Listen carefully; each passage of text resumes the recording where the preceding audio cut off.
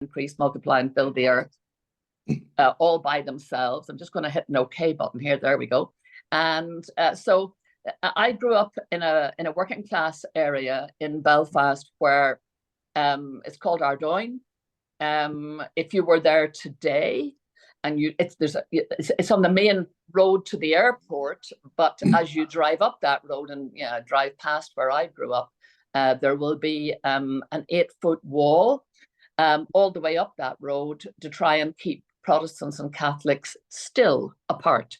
So that's the background. Now, I grew up as it happens, I grew up on the Protestant side of the wall, which probably wasn't the worst thing that could happen, because there I was immersed in the faith reality of my context. My Protestant neighbours, if they went to church, and many of them did, but no two of them went to the same church. There were Methodists, Presbyterians, First Presbyterian, Second Presbyterian, gospel halls, whereas the Catholics, of course, all converged on the one parish church. So already growing up, I grew up in a place of religious conflict and really rather petty and vain dogmatic differences. That's the bottom line. Our government, the government that I grew up with, was a self-declared Protestant parliament for a Protestant people. Catholics didn't then have the right to vote. They didn't have access to jobs or housing. That has, comprehensively changed now, really thanks to the advent of something that I was a great beneficiary of, which was free second level and free third level education. My parents left school at 14 and 15, respectively. My mother at 15, my father at 14. Mom was a hairdresser, dad was a barman. I worked in a pub, in other words. And so I was the first of my generation, first of all, to finish school, to stay on until 18 and then get to university, where I studied law, thankfully. And I studied law because I lived in a hugely legally dysfunctional, constitutionally dysfunctional place.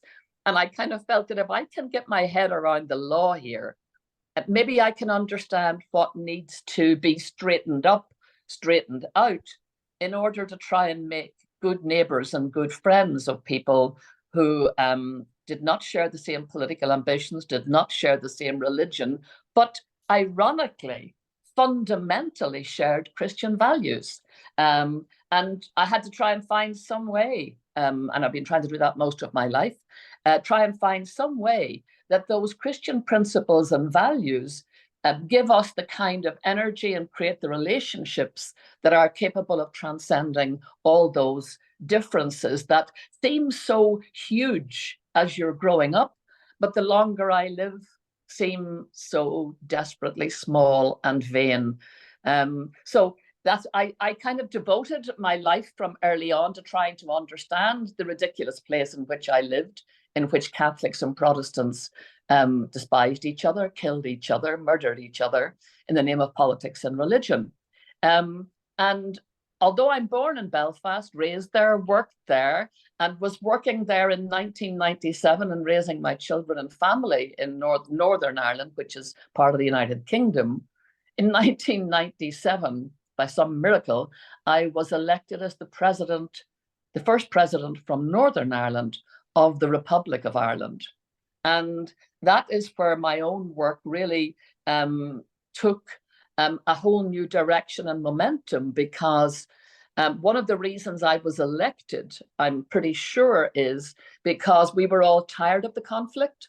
It had the relationships within Northern Ireland were sour. Relationships between North and South were sour. Relationships between Dublin and Westminster were sour. And that's no way to live.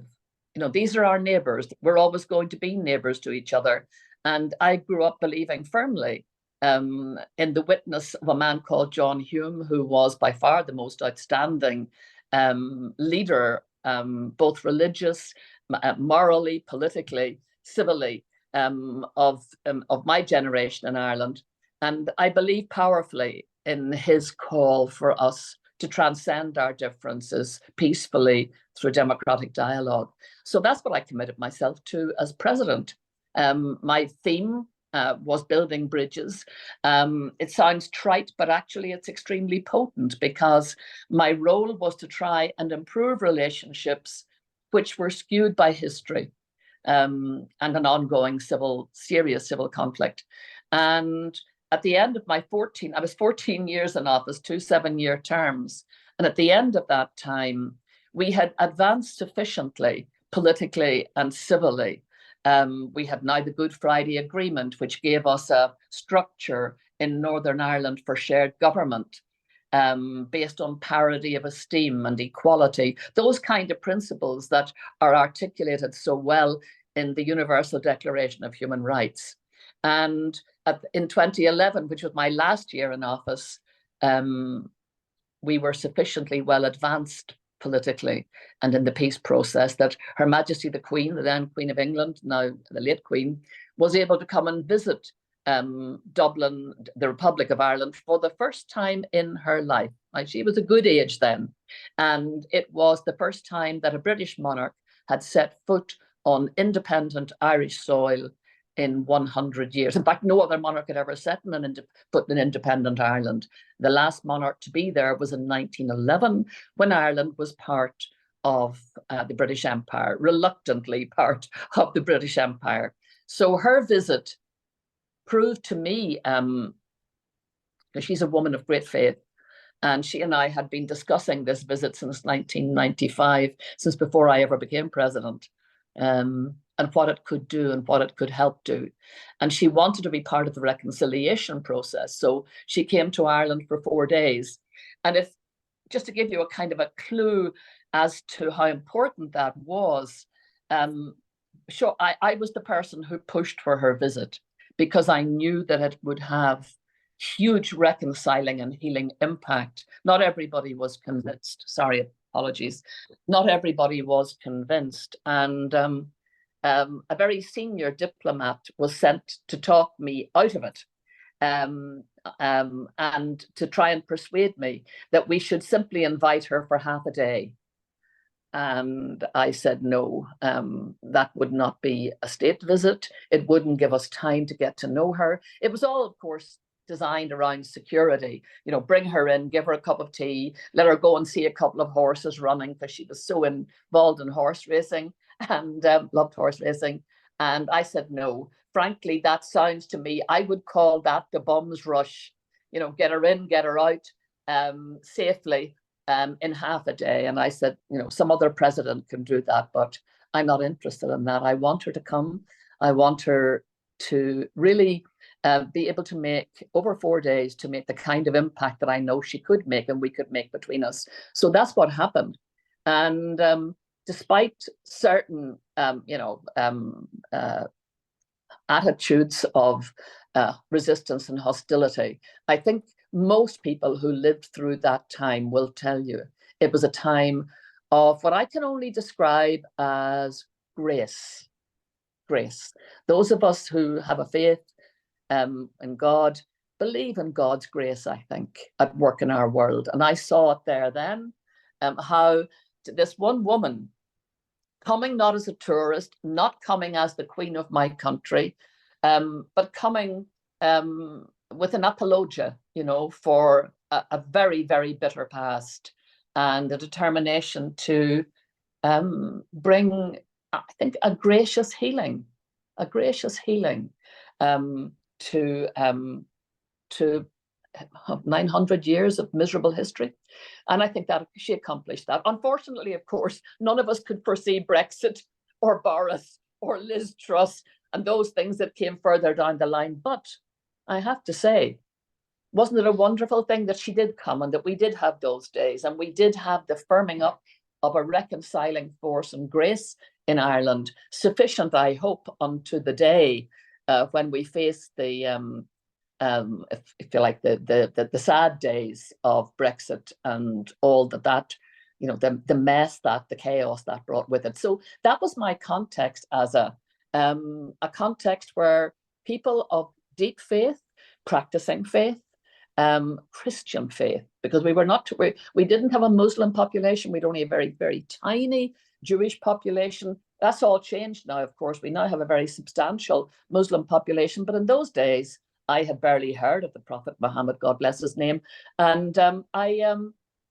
we were, I would say, to a large extent, we were religiously, deliberately raised to be religiously illiterate to a large extent about other religions, other ways of understanding God.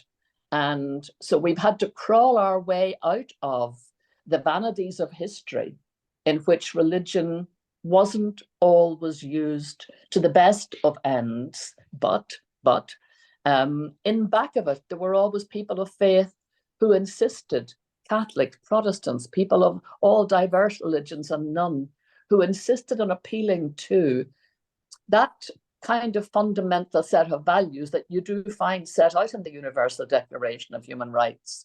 The sense of being one human family, dignity for all, respect for all, care for all.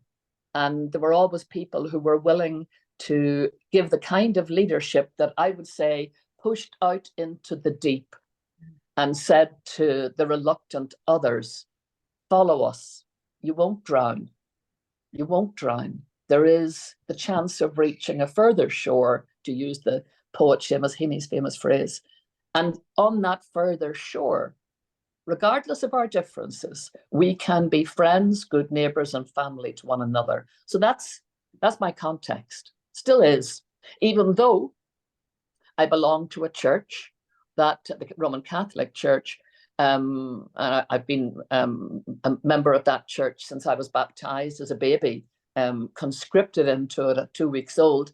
I have to say, its treatment of women, its treatment of LGBTIQ people, that stands in sharp contrast to its treatment of the poor and its care for the environment.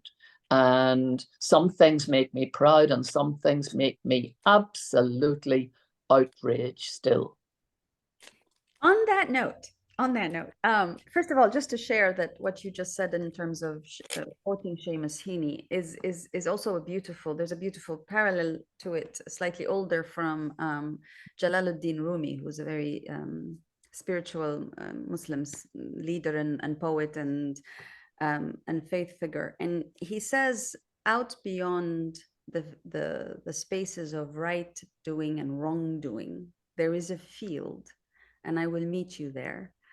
So there's there you have it. Wow. And I the think further shore. Right. Exactly. So interesting that we see that resonating through history in different spaces and traditions, and very often in times when things are as they are now. And I wanted us to glean from you the wisdom that you would care to share based on your own experiences, which we've very articulately shared a few aspects of. Our world seems so deeply polarized, Dr. McAleese. It seems very contentious on almost every single aspect: economics, finance, environment, just coexistence in general, let alone politics. And it seems as if there's an undercurrent that is increasingly more prevalent of different religious discourses that are there, whether they're there to justify terrorism, violence, and atrocity, or they're there to justify so-called responses to terrorism, violence, and atrocities, but also just this simultaneity of having religion as part of, some aspects of religion as part of a very polarizing, to put it very politely, reality. But at the same time, as you just said, these are also the spaces which have been the original servants to humankind and to coexistence, to deal with people who are in pain, whether physically, emotionally, practically in life, and so on. So how do you see those really different ways in which faith interlaces with our lives, and what angers you, as you were saying, and what gives you? The first thing I probably would say is, one of the things that the older I get, the more sure I am, is that the longer, no doesn't matter how long we live on this planet. My mother is 93 years old, and some of her sisters, lived to 98, 99. But it doesn't matter how long our lives, they are inordinately short. They are inordinately short. And that is easy to understand in the city of Rome, where I now am. And I'm just a couple of meters away from the great pillars put up by King Constant, or the Emperor Constantine, who, back 1700 years ago, embraced Christianity, but unfortunately also enforced Christianity. Now, frankly, that's been the story of humanity, that people have used religion as a form of conscription, not something that you wanted people to be convinced by. So we've always, I think, historically, and it really probably doesn't matter which of the major religions we're talking about, I think it's true of most of them, that they wanted conscripts rather than people who believed in God by conviction. Conscription is so much easier. You force obedience. You tell people what they must do. You make them fearful of consequences of not obeying. And I belong to a church that regrettably still today, despite being a supporter of the Universal Declaration of Human Rights back in the 1940s, late 1940s, nonetheless still says to people like me, that I have to passively obey the teachings of the magisterium. The magisterium is essentially the bishops. Now, a lot of what they teach and have taught historically is arrant nonsense, and it is about control. It's not about introducing me to the God that got me through the troubles in Northern Ireland, that comforted me on the nights when I thought my father would die, when our house was machine gunned, when my father's pub was bombed, when a young woman was killed in the explosion, when on the morning of our wedding, 2 of our wedding guests were murdered. What got me through all of that? And the attempted murder of my profoundly deaf brother. All of these things were all sectarian, incidentally, in nature. And what got me through that was holding on to a faith that there was a God who could actually reconcile me to the people who did that, and help me to understand, stand in their shoes, and help me to understand why they would do that. Why would they do that? Why would they be so full of such hatred and fear of someone who had never harmed them? So now, as I look at this world that we inhabit, honestly, I don't think it's any different in many ways from what it was and always has been historically. The default position has always been conflict. Even the default position has always been control. Even when we talk about evangelization, what we really mean is conversion, forcing you to think like me, whether it's politically, whether it's religiously. And that has been the biggest mistake of all major religions, including the one that I'm a member of.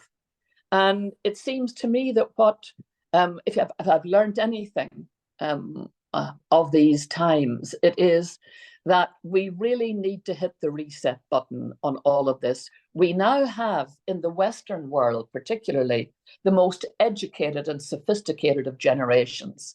We also have the beginnings, just the spark, of much more sophisticated tools than we ever had before. You mentioned one of them, the very beginning of this, and that's the Universal Declaration of Human Rights. The first time in human history that we managed to clatter together, to cobble together a way of looking at humanity that looked at everybody and everybody's relationship to each other and to the transcendent. And it spoke about human dignity. It talked about human rights that could not be alienated, that were inalienable. No government, no religion, no person could take these away from us, though many try, and many have tried very successfully to mitigate and militate against those rights. But that was the start. And where did that come from? I look at that declaration and I think that was the miracle conferred on us by the blood and the souls of the 70 million who died in the Second World War, by the 6 million who were butchered in the Holocaust, pure, naked sectarianism, which tell us what we are capable of as human beings. God help us, we are capable of cruelty on a scale that is not just unimaginable, is imaginable, has been imagined, has been executed in every damn century, right back through the times. I'm saying I'm living in Rome. The evidence is all around me here. Now, we reset the button after the Second World War with the first of really truly educated generations. And then we did something miraculous in Europe when 4 people got together and said, at the same time as the Universal Declaration of Human Rights, they said, and they all happen to be from the Catholic tradition, as it happens. I'm thinking of Robert Schuman, I'm thinking of Jean Monnet, I'm thinking of Konrad Adenauer and Alcide de Gasperi. 4 people from the intellectual tradition of the Catholic Church saying, in the name of all that is holy, are we not capable of something better than this? Because if we keep on repeating what we have done before, we will have another great war. Like, you know, the war at the start of the 20th century, well, from 14 to 18, we'll have another war like the Second World War, unless we do something radically different. That gave us the European Union, this remarkable union of neighboring states that had murdered each other and made just a bloody killing field of Europe and elsewhere, but mainly Europe. And we had murdered each other on an industrial scale. And suddenly here were these 4 men tentatively suggesting, as they did on marge of a conference in a place called Luxeuil in 1950, a conference dedicated to a medieval Irish monk, Columbanus, an exact contemporary of the Prophet Muhammad, an exact contemporary. And what did he say to the warring post-Roman Empire factions who were doing exactly, you know, what was being done in the 20th century? He said, look, stop trying to control each other. Try to collaborate. If you work together, you can be French, you can be German, you can be Irish, you can be Christian, you can be non-Christian, you can be all those things. And you can secure peace and prosperity if you collaborate. If you insist on 100% of everything belonging to you, including the minds and hearts of people, you will be in a state of war in perpetuity. And he planted the seed 1,500 years ago, may I say, 1,500 years ago, of what he called totius Europae. It took a hell of a long time for that seed to blossom, and a lot of death and a lot of misery. And so here we had the beginnings of what I might call almost a new religious sensibility in Europe. Yes, the European Union is a secular state, but it's secular, not even a state, but it's a secular set of states working to a set of deeply spiritual values, values of the integrity of every human person, where every single citizen of Europe and every country in Europe is the equal of the next one. No one bigger, no one smaller, no one oppressing, no one putting somebody under the cosh, but everybody working to and for each other. So I look at where we're at now, Asa, and I say we are planning for the very, very long term. I mean, the university, I'm the Chancellor of Trinity College, 400-year-old university, 100 years, just a little bit, well, in 1904, we admitted women for the first time. And the then leading intellectual of the day, who was the provost of Trinity, was hostile in the extreme to the admission of women. He thought we were useless. What would we be doing being educated? What a waste of time and effort. And he also said 2 things, that one thing he was right about and one thing he was wrong about. First of all, he said women would enter college over his dead body. And he died in 1904, and in 1904 they entered over his dead body. The second thing is, he said, they would be a danger to the men. And they were, and they are. And God bless them, they are. If by men he meant the culture of patriarchy and misogyny that stops the full flowering of human beings' abilities and corrals them just because of gender. So, but it's only out of the 400 years of the university, it's only 100 years of it. Women got the vote. We were one of the first countries in the world to give women the vote. And, that's almost still within living memory. I mean, there are still people alive in Ireland, believe it or not, who were alive when they got that blessed vote. And who thought, like a lot of people did, that once you got the vote, well, that was it now. Life would be fully egalitarian. It's not like that. It doesn't work like that. You just got to keep your foot on the pedal, and you've got to keep cruising forward, because the forces that will pull you back, that what I call the gravitational pull of stupidity, is part of the human condition. And that's what you're describing. Thank you very much on that. I think it's interesting because you've highlighted all the main trends, and it's fascinating to see how, whether it's 1904 or 2024, we are talking about at least two trends that are running in parallel that seem to not have changed at all, as you pointed out. One is the trend of patriarchy / misogyny. The other is the trend of women actually gaining more prominence in Correct. public space, educated, competent, capable, etc. And I wonder, I mean, there are some who would say that there's a correlation, that the more women are present and active and successful in public life and public services, the greater the degree of misogyny that we witness historically. There are some who say there is a correlation, but there are some who are also arguing and saying, you know what, misogyny is misogyny. It's been always there. It always will be there. It's not really necessarily related to women's public presence and service.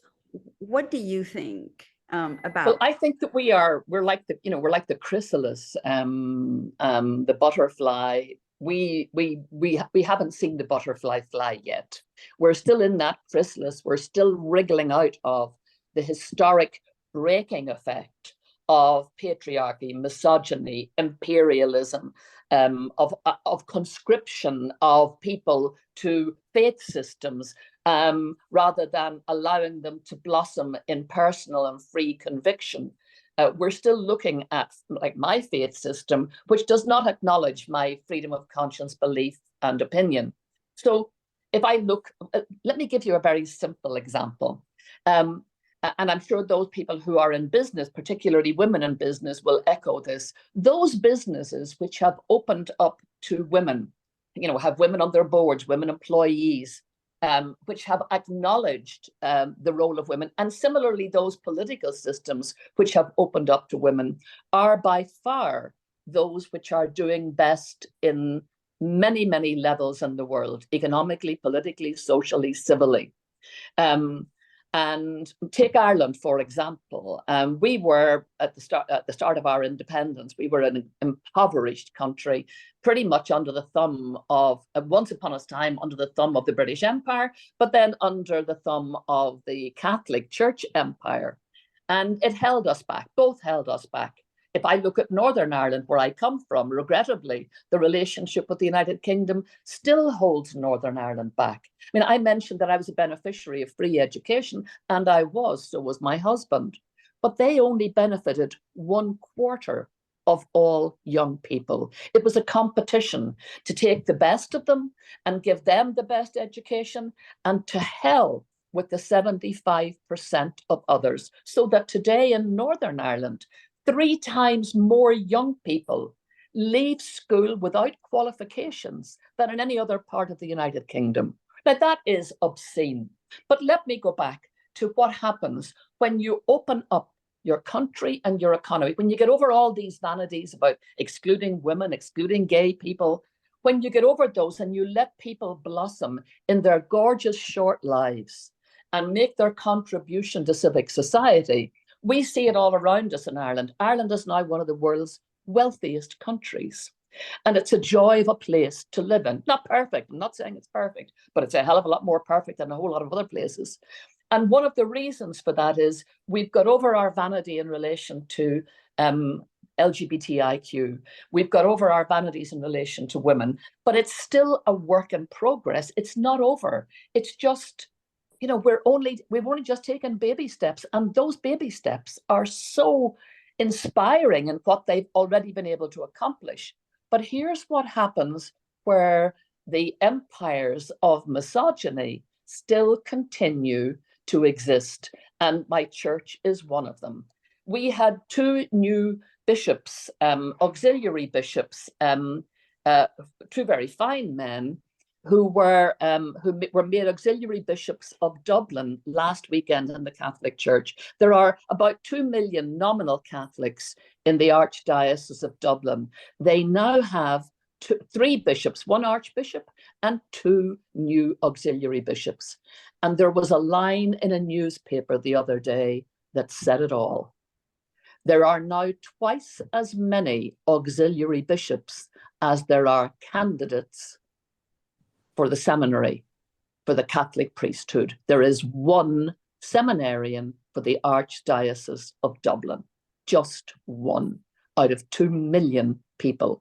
I'm in a seminary. I'm living here in the garden of a beautiful seminary, our gorgeous old 400-year-old Irish college, which was built at a time and came into existence at a time when, under British law, nobody could be a Catholic. You weren't allowed to be a Catholic priest in Ireland. To be a Catholic priest in Ireland, you were automatically, if you were found, you were immediately murdered. You were immediately assassinated. So we had to create places all around the world, and we did.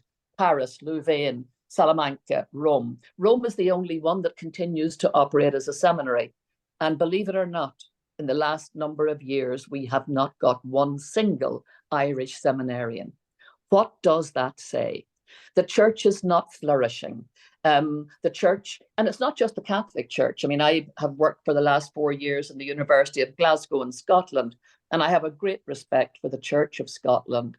And they announced not that long ago that they are closing 700 churches, and that only about 1% of people now attend church, and that they will run out of funding probably in 2026. So that's the story of these structured faith systems. These structured religions in the Western world are not prospering. Now, they are prospering. My church is prospering in Africa. And yeah, they're doing very well in Africa for vocations and numbers. But, you know, that doesn't impress me. Why? Because the poverty that is experienced there, that would make the church attractive to young men and women, is exactly as it was in Ireland 100 years ago, when we produced so many priests that we sent them to Africa and to Asia. We sent them abroad because we had so many. So we know how the story ends, and end it will, unless these empires of misogyny just catch themselves on. I mean, we had the Pope just a few days ago saying that there never, ever can be or will be women ordained to the diaconate or the priesthood in the Catholic Church. And my attitude to that is fine, but watch as the church disintegrates. Just watch as it disintegrates. Would you allow me to play slightly the role of, I hate the term, but the devil's advocate, because yeah, go ahead. Sure. You just highlighted how, at least in the context of Africa, there continues to be relatively a growing influence of the Catholic Church and a resilience to that presence in community and in politics as well, by the way. But yeah, very much a presence there. Would you foresee a scenario in which, so you mentioned how in the older days it was the Irish priests who went abroad to mission civilisatrice, to civilize and to bring up to speed and so on. What do you think might happen if it could be the other way around, where now that there is such an absence of priests in the Catholic Church, Europe, that there might in fact now be the reverse order where they would come in from Africa and Asia. I mean, Oh, that's already happening. Oh, yes. that's already happening. Not in large numbers, but it is happening. There are quite a few parishes in Ireland that are now reliant, for example, on priests from Asia, from the Philippines, and also particularly from Africa. Here, where I am, I'm in the garden of the seminary here, and we would have a number of postgraduate priests working here. Most of them will be from African countries. Our vice rector here is a wonderful young Nigerian priest, Father Emmanuel. We have one, the rector is an Irishman, also a wonderful young man. But is that an answer? I don't think so. I mean, if you cannot persuade your own native people of the value of committing to the life of priesthood, I'm afraid that that's only the bringing in of excess numbers of priests or religious from abroad is really only a stopgap, and it might be a stopgap for a while. It might prevent people from fully facing the consequences of not engaging with the laity, not listening to the laity, not empowering the laity, and in particular, not empowering women. I mean, I've been involved in an organization called the 30% Club. My husband and I are patrons of it in Ireland. And it was started in Britain, but we have it now in Ireland.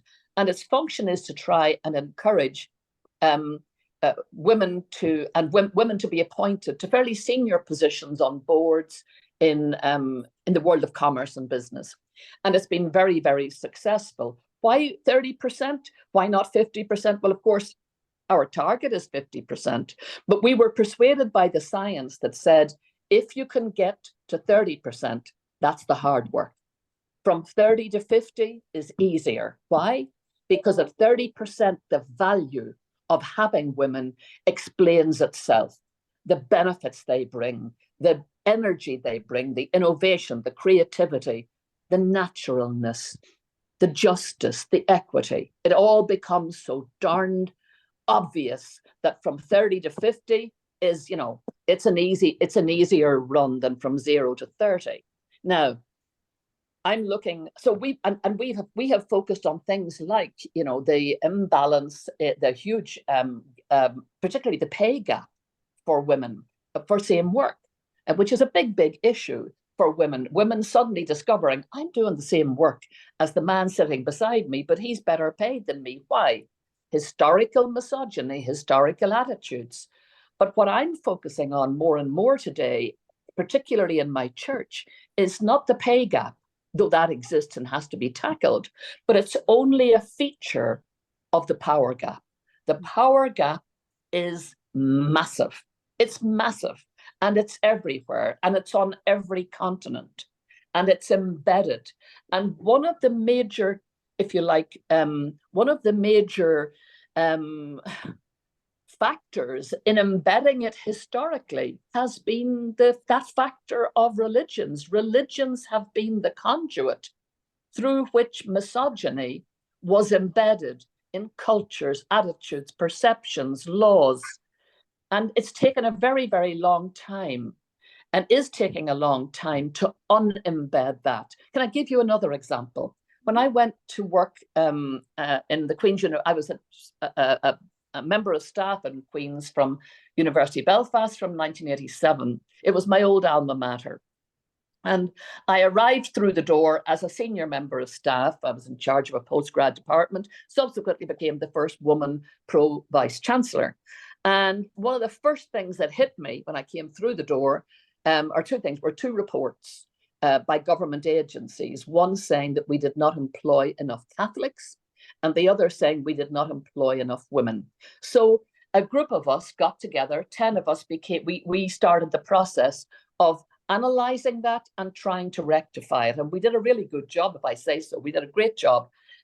We took 3,000 members of staff through a training program to begin to analyse ourselves, critique ourselves, to see what was it in us that when we sat down as members of boards to interview, how comfortable we were with people who just reflected back ourselves, you know, and how comfortable, how easy it was just to, you know, employ people who went to our school, wore our school tie, looked like us, sounded like us, had our values. We had to chip the hell away all of that nonsense, and we had to open up to egalitarianism and to giving people what they say in Australia is a fair go. Anyway, here's what happened.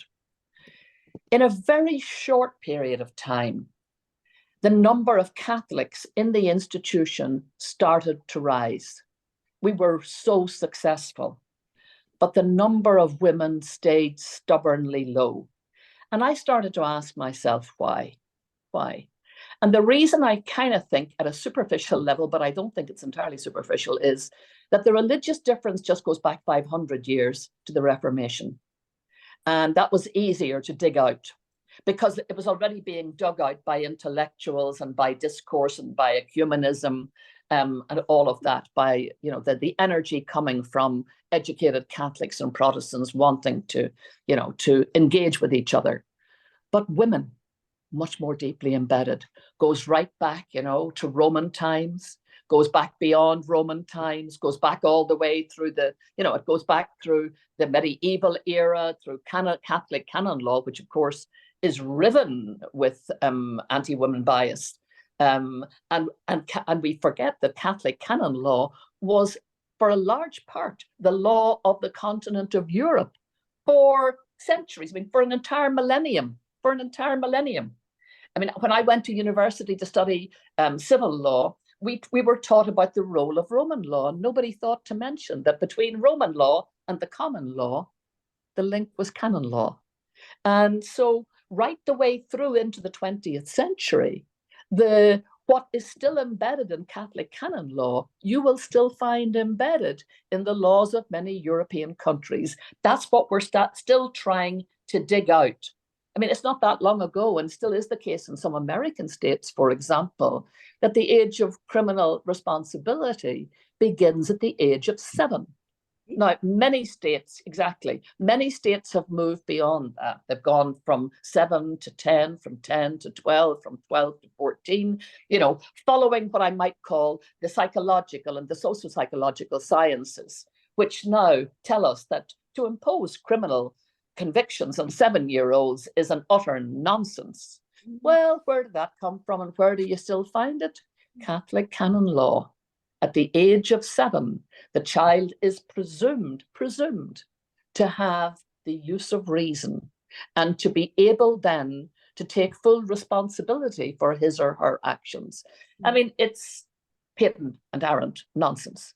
And even in the Catholic Church today, I mean, you will find people who are mortified by these relics of an uncritiqued past. And that's what we're dealing with, that the power structure, for example, within my church, remains largely uncritiqued, intelligently uncritiqued, because to critique it is to be disobedient. To be disobedient is to be excommunicant, and that's very silencing. Just before you move on, this is so incredibly rich. You highlighted why some of the very patriarchal perspectives on women continued and are hard to change. A small caveat of that is that it can also be women who impose that limitation and patriarchy against other women. Absolutely. We internalized it, you know. My mother, you know, was the mother of 9 children. She, of course, good Catholic, had her 9, she actually had 11 pregnancies. Her last pregnancy, she almost died from hemorrhaging. And our Catholic doctor told her she needed a hysterectomy, but the Catholic doctor could not authorize the hysterectomy because she was only 38 years of age. So he passed her off to a Protestant doctor who authorized it. Her life was saved by the hysterectomy. But no sooner was she home, to a house, incidentally, in which my sisters and brothers and I were looking after a 6-month-old baby, or in fact, less than that, a tiny little baby. who had almost cost her life. And our parish priest arrived in, angry and foaming at the mouth. Why? Because she had not asked his permission to have that operation, which saved her life. And she was still of childbearing age, and she should have asked him. And I watched as my parents did not answer him back, couldn't, because they came from a time when the exercise of control was almost total. But it's changed now. I mean, that same priest, if he was to come into our house today, you know, she'd hit him over the head with her handbag at 93, I'm sure, and probably rightly. But that's how deeply embedded attitudes are. And even when we had this, you know, when we had the same-sex marriage referendum in Ireland back in 2015, I remember my mother saying to me, look, you know, thank God she hadn't a vote because she was living in Northern Ireland, but saying to me, you know, she was mortified that I was involved in campaigning for same-sex marriage, even though I'd been doing it like since 1975. And so it was no overnight success, believe me. And she's saying to me, but if I had a vote, I'd probably have to go with what the bishops are saying. So, but then the wonder, the joy of intergenerational dialogue, 6 weeks later, when the vote was taken, she had changed her mind because she had listened, while for the first time, instead of us just listening while bishops told us how to vote, we listened to the voices of people who came out very courageously, like our Prime Minister, our very young Prime Minister, like so many people in public life who were living in that dark space that, you know, they call the closet, the awful name, an awful label, who suddenly decided, you know what, we want to live in the light. And they came out, and their testimonies and their stories and our responsibility to them as so-called Christians became so evident. We could no longer hit them over the head with a rule book and force them back into wasted lives lived in shadows. So that I tell you what that taught me, that campaign, the capacity of the human person to change when confronted with arguments that will not go away and that have an innate integrity that transcends that powerlessness that people felt when they hid their sexuality and when they were forced into spaces by laws and attitudes and perceptions, particularly religious laws, that still, unfortunately, in my church and indeed in other churches, grind them down. Yeah. It's beautiful that you describe it as an integrity that transcends powerlessness. And I think that's precisely what distinguishes integrity from integrity, so to speak. There is indeed an integrity that is visible when you are actively confronting resistance and oppression. And I think that's perhaps what, but I would love you to comment on that. Is that perhaps what we're missing in our different institutions, religious institutions, political institutions, financial institutions, societies, the integrity that comes from facing and resisting and building resilience against multiple forms of oppression, perhaps specifically misogyny.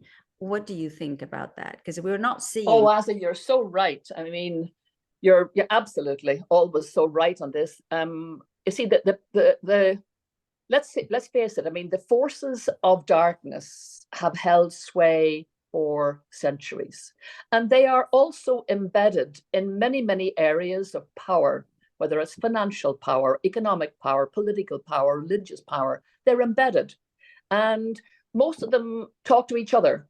They don't talk like us. They might, if they were in company, you know, put on an act that makes them sound like they believe in equality. But in the quiet, in the spaces where they feel safe, they will continue to help to promote cultures of gender control, you know, of control of people who are poor, of excluding and exploiting the poor. They will continue to do that. And of course, the same with in relation to climate and care for the earth. They will speak out of both sides of their mouths. And we have to be very careful that we recognize that. I mean, one of the things that I absolutely came to loathe, because I was raised with them, is hagiographies, or some people call them hagiography. I'm not entirely sure. We've always called it hagiography. And I was raised on lives of the saints, and some of them were saintly people, and some of them were not so flippant saintly people. But where there was no kind of critique of their belief systems.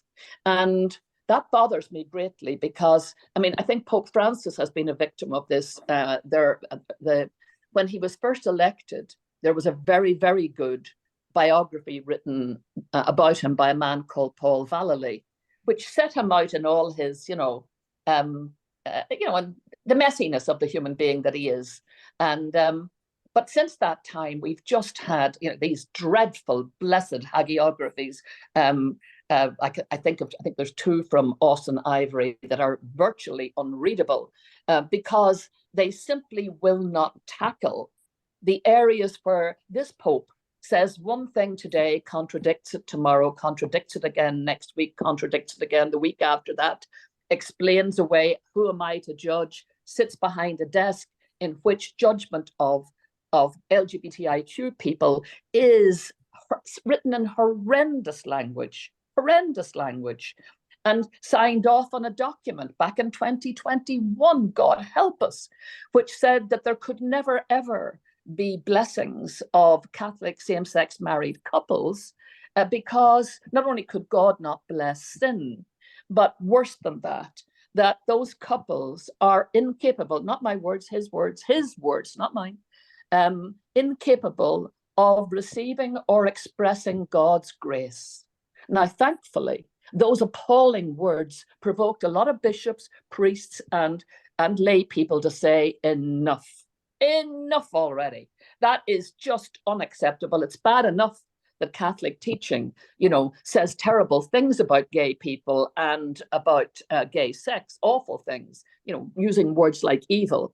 But to say this was just the height of what I would call institutional arrogance and vanity. And then we've had the Pope slightly resile from that position, saying now, as he did last year, that in fact that possibly there could be blessings in very, very strict circumstances, as long as they weren't, nobody thought they were the same as marriage, that these could happen. But now we have him saying that actually even though in that document he talks about couples, only a few weeks ago he said, well, what he really meant was blessings for individuals.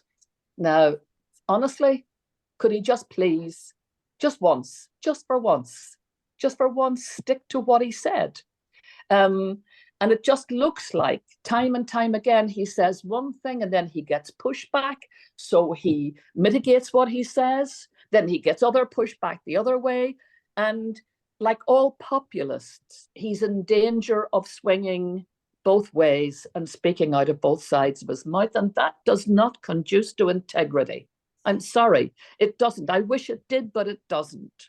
When we look at different kinds of leaders, so you've spoken about the Pope, and you yourself played a phenomenal role, and you continue to, but when you were leading your country. So there's national leaders, there's leaders of political institutions, cultural institutions, financial institutions, etc. I wonder what, if you look at this emerging generation, we are living in a time when the bulk of populations globally is actually young. And there are also the largest number of elderly people. So it's an interesting contrast, isn't it? The largest numbers of both demographies, if you will.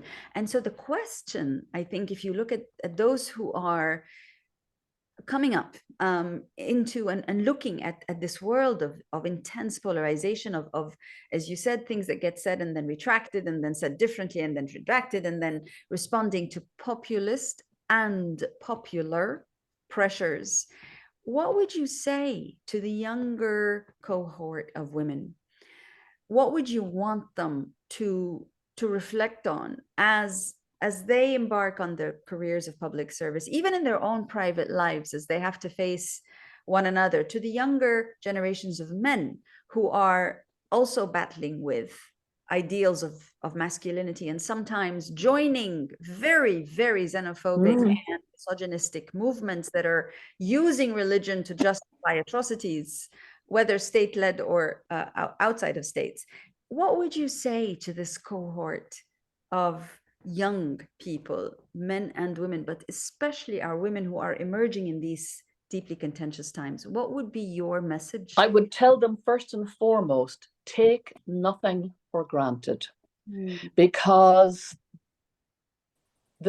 what they enjoy today, depending on where they live, of course, but essentially certainly in Western European terms, women now enjoy opportunities that were unheard of in their mothers' and grandmothers' generations. That did not happen by accident. People died to make that happen. People put their lives on the line to make that happen. People sacrificed themselves to make that happen. So they now have structures in place which have helped to change the attitudes, and every changing attitude has opened up space for the development of women and for young women to shine. Educational opportunity, political opportunities, all of those things that, and civic opportunities and business opportunities, but none of those clattered together by coincidence. They happened by effort. Now, if you are the beneficiary of them, it's important to understand where they came from. It's important to understand that you have a debt that you owe to those who created that opportunity and that platform. And that platform is very, very mortal, very, very human. It might feel solid under your feet. Trust me, it absolutely is not. The forces ranged against it are incredibly powerful, very, very powerful. And they wait in the long grass.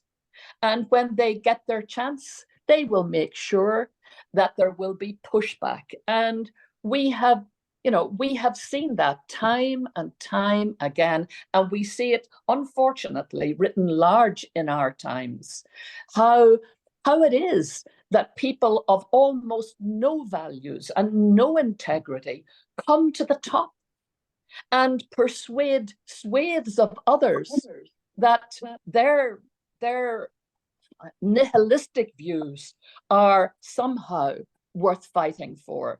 So I would say to our young people, learn your history, learn from it, and be concerned that the future does not replicate a past that would have held you back in the way your mother, your grandmother, your great-grandmother were held back. Make sure that you hand on a baton to the next generation yourself that allows them to flourish, to blossom, to be themselves, that their little short lives, even if they live to be 100, as we're told 50% of all women now will, even if you live to be 100, it is still a short life, and it can be still a short, miserable life if we do not continue to chip away at all those controlling mechanisms which would push people into places of darkness because of the color of their skin, because of their religion, because of their gender, because of their poverty, because of where they live, because of what they don't have and can't access. So that's our job still. Honestly, Asa, do we realize we're only in the opening chapters of what humanity is capable of achieving with integrity? With integrity. Brilliant. Absolutely brilliant. Dr. McAleese, clearly we can continue to listen to you for a long time, but I know that there are a number of people who already sent questions even as they were registering. So okay. if you It's me to please pass. I'm passing the baton on now to our Madeline, who is our communications correspondent in Lead Integrity. And Madeline is going to, if you will please allow, moderate us through the Q&A session. So by all means, yes, by all means, yes. Madeline, please go. Good morning, guests and colleagues. Dr. McAleese, it's been a true privilege to have the opportunity to listen to your story and gain these insights from your wisdom. I think the notion that fundamental faith serves the unifying force resonates a lot with me as a Catholic who was raised in a deeply diverse community, but also aligns closely with the core sentiments of Lead Integrity. My name is Madeline Grushinsky.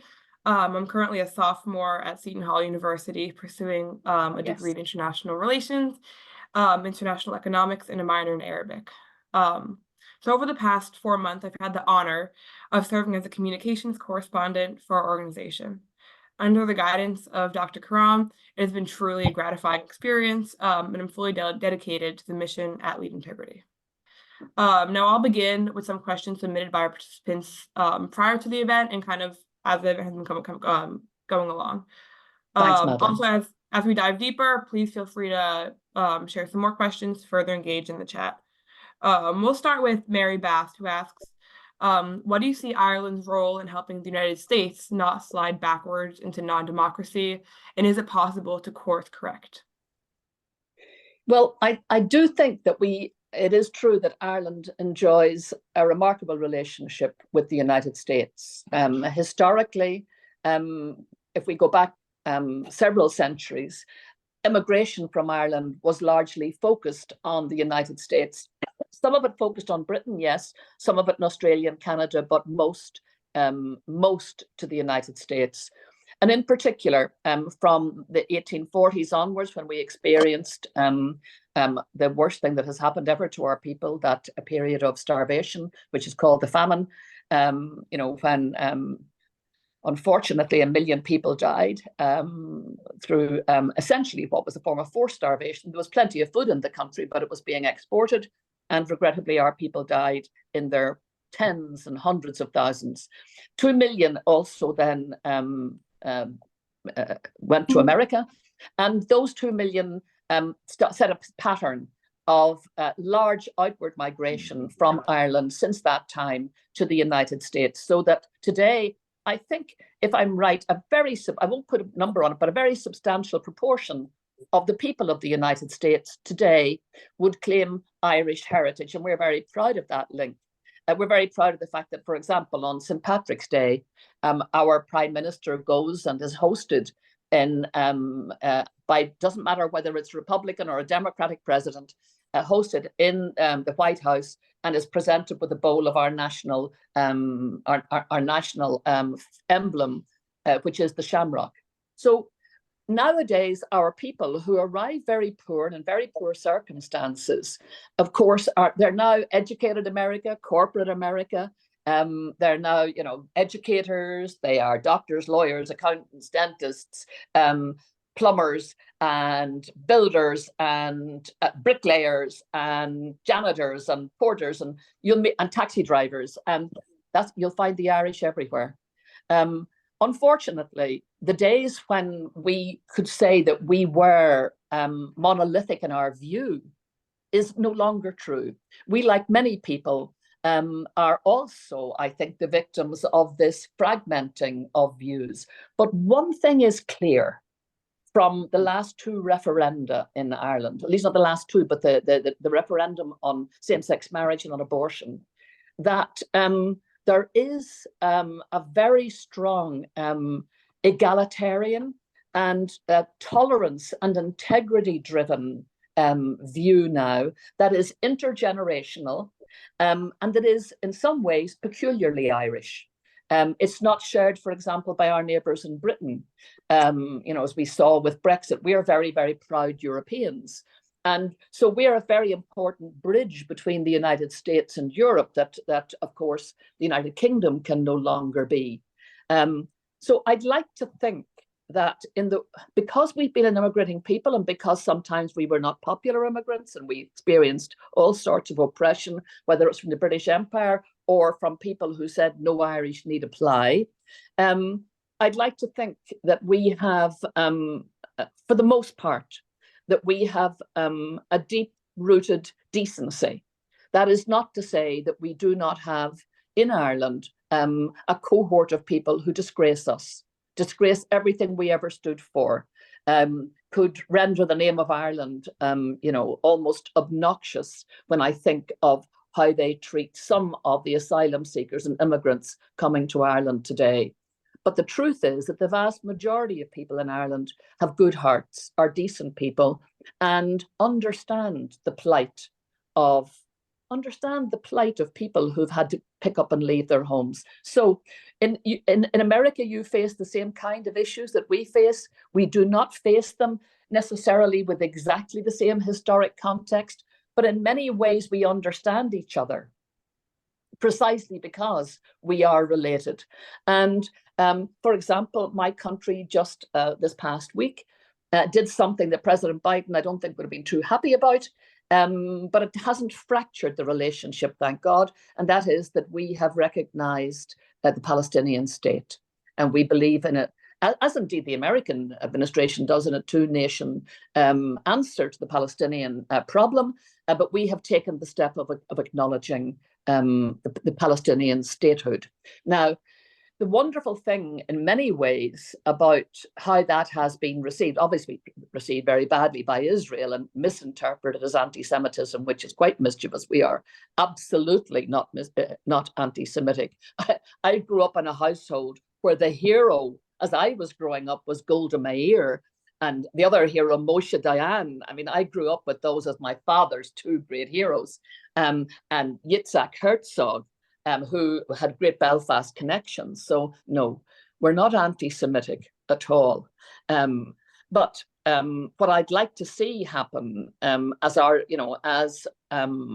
dialogue along these axes of real difficulty continue is that we don't experience breakdown, that those historically good, helpful relationships are capable of embracing fairly tough stances that indicate differences of perspective.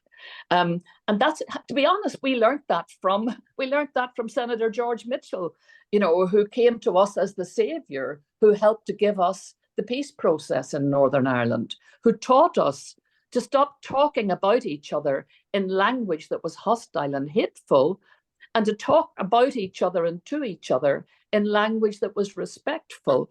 And out of that, we discovered you make far more progress when you are respectful, even across fairly virulent differences. We've learned the lesson of that, and we were taught that by good American politicians. Thank you. Yeah, so the United struggles, although I think on the surface level may appear different, is so important to the unity of two nations and two bodies of people, which is at the core of all relations. And kind of building upon your beautiful answer, Catherine Shannon asks, do you see the peace building by Northern Ireland's women at the community level as an appropriate example that might help open a pathway to peace in the Israeli-Palestinian conflict? Actually, hello, Catherine. Catherine is an old friend and a dear friend of Ireland, a wonderful friend of Ireland. Yes is the answer, the simple answer. It's interesting. We eventually got our political resolution in the Good Friday Agreement in 1997, and 1998, beg your pardon. And it was another 7 years after that before all the political parties were on board. It was a very, very long, drawn-out process, but it didn't happen in a vacuum. There was a long lead-in period, and that long lead-in period was very often led by women across the Protestant and Catholic women. And bear in mind that over 90% of people in Northern Ireland live in essentially ghettoized areas. And so it's difficult to enter into real friendships and real correspondence and real working together because you're not living in the same areas, don't go to the same schools, don't work in the same workplaces.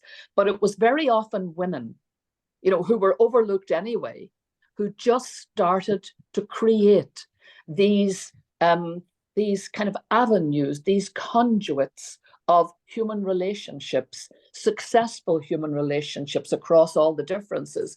And yes, I do believe one of the things that really helped the Irish peace process was when, for example, the Ireland Funds, which is a big charity set up in the United States to help Ireland, when those small little groups began to get little bits and pieces of money to help them continue their work and develop, that gave them such a lift. It gave them such heart.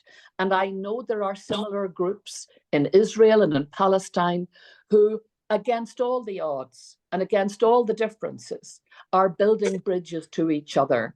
And I'd like to think that there are people who are giving them that solid support, because what they are doing, first of all, it's important, but second of all, even in their own homes and their own streets, they will find resistance. As John Hume did, the man that I mentioned earlier on, my great guru, the man that, you know, led me to where I am today. When he started talking to the paramilitaries, and he was excoriated, I mean excoriated, from a height by his own people. And his own wife told me that even in their own house, that she would say to him, John, do you think you're doing the right thing? Now, if he had not done that, we would never have had ceasefires. We would never have had the ending of paramilitarism. We would never have had a peace agreement. And he had to push out into the deep on his own and prove that we would not drown if we followed him. Thank you. I think earlier you were talking about kind of the idea that young women and the idea that individual civic participation is possible and it can create such impactful change. I think as a young woman, I think in such a polarizing world, which is often disheartened by the journey to peace and kind of the struggles to live in a world where peace is possible, it's very inspiring and important, I think, share that message. Now, Jean Duff asks, what can women of faith do to drive climate goals further and faster? Actually, Jean, I think this is where the big opportunity, the really big opportunity for religious momentum in our world exists and has yet to be fully harvested. It's one of the things that I would salute Pope Francis for, is the work that he did in promoting care for the earth, our shared care for the earth, as a major issue in one of his the best documents that he has produced of his papacy, which is Laudato Si, and the other one, Fratelli Tutti, all working together, which came out of an initiative of his and the head imam in Egypt when they met in Abu Dhabi and set out this fraternal declaration. And it seems to me that we have focused for centuries on the differences between religions and policed those differences with a rawness and that conduces to almost a hatred of one another, rather than love of one another. I saw today where Pope Francis said that the Buddhists and Catholics should be working together. I heard Rishi Sunak talk the other day, not Rishi Sunak, no, he would never say this, but I beg your pardon, but the Lord Mayor of London, who is Muslim, Sadiq Khan, saying we need that Islam, the world of Islam, needs to work with other religions to care for the earth. Here is something we can all agree on. The earth is our common homeland. It's an existential crisis, thanks again to our human stupidity largely. Now, could we just for 10 minutes forget the religious differences, forget the big bunkers that we occupy, come out of the bunkers and do what is necessary to save our planet together? We've some chance of saving the planet if we do that. If we realize that care for the earth involves all of us, we've no chance unless we do. If we stay in our bunkers, insist on staying in our bunkers, then we will miss this golden opportunity. And I think it is for people of faith to hold our religious leaders to account. Worthy words will not cut it anymore.